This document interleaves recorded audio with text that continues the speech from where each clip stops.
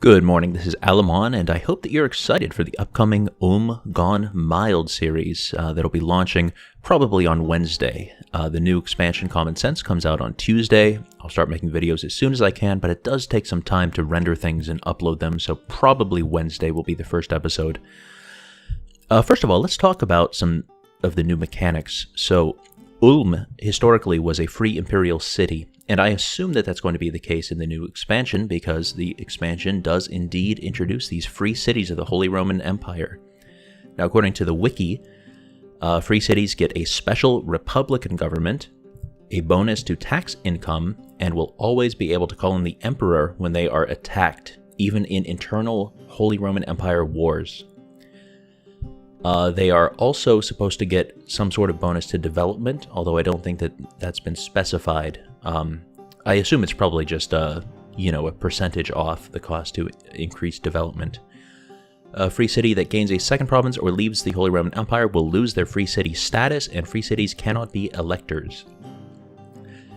So that's what we know so far. I'm going to play around a little bit as soon as I get the expansion to try to figure out these rules before I launch the actual series, but I'm pretty excited for this. So the major goals are to survive as Ulm, the free imperial city, from 1444 until 1821.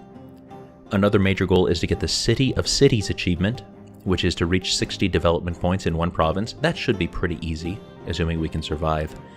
And also to fill all the building slots in that province. Some of the minor goals are to stay on speed 5 as much as possible. This will very much be a speed run. Also, I'd like to finish the campaign in fewer than 40 episodes, whether we manage to get to 1821 or it just fizzles out and France eats me up or something. Fewer than 40 episodes is my target. And I'd also like to reach both the tech cap and the idea cap. That might not be feasible because we want to develop the province up to at least 60 development points, but we'll do our best. Okay, some immutable game rules. I must remain a one-province minor at all times. That's just a hard restriction on free cities. If you get 2 provinces, you're no longer a free city. I don't know if free cities can have vassals. I'm guessing probably not. So that's something I'm just going to have to figure out. I assume we have to just remain independent with no subject nations.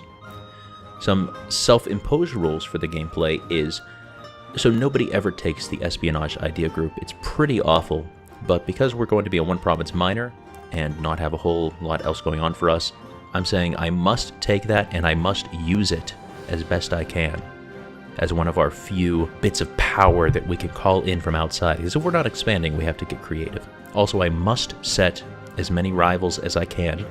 I can't just try to play nice with everybody. And I may not ally anyone except the Emperor. Now this one is a new restriction.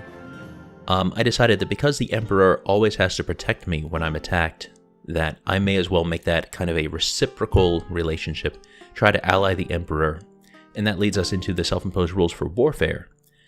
I have to honor all calls to arms, no matter how disastrous they are.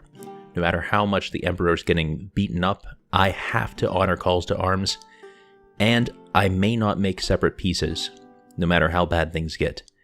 Now, of course, this might mean that, episode 5 I get annexed and that's the end, but we'll do our best. And the other thing, well, this is also one of the immutable game rules, but I may not conquer provinces, because that'll ruin my free city status.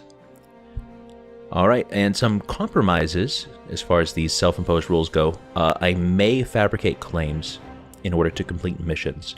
I'm not going to take provinces, so it's a little weird to fabricate the claims, but I'm saying that because that's just a game mechanic.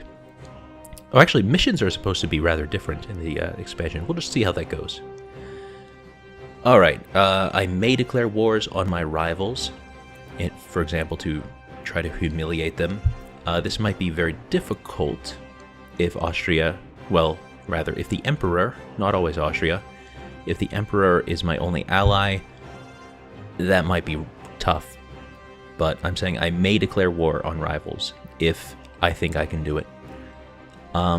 If it turns out that free cities can have vassals, then I may vassalize another country. Of course, they'd probably get really high liberty desire, but yeah, we'll cross those bridges when they're burning. And the last thing is, it's okay if the Emperor revokes the privilegia or restores the Empire. Technically, that does mean that we lose our autonomy, and that ends the game.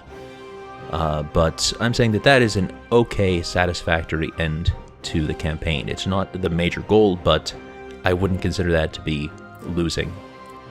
Alright, so now that all of the campaign stuff is out of the way, I just wanted to say we hit 400 subscribers on the channel over the weekend, and it's really starting to surge right now. I'm getting close to 10 subscribers a day at the moment, probably due to Common Sense being about to come out, and hopefully that'll keep going in the first week or so of the release.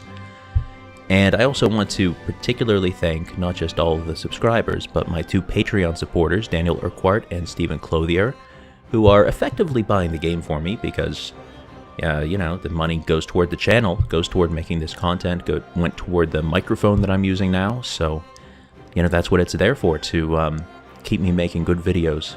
So thank you both very much, and to the rest of you, I hope that, you know, you'll consider becoming a supporter as well. It's patreon.com/Alamon. Alright, see you in the campaign. Good night, sleep tight, and don't let the grayskin bite. Bye-bye.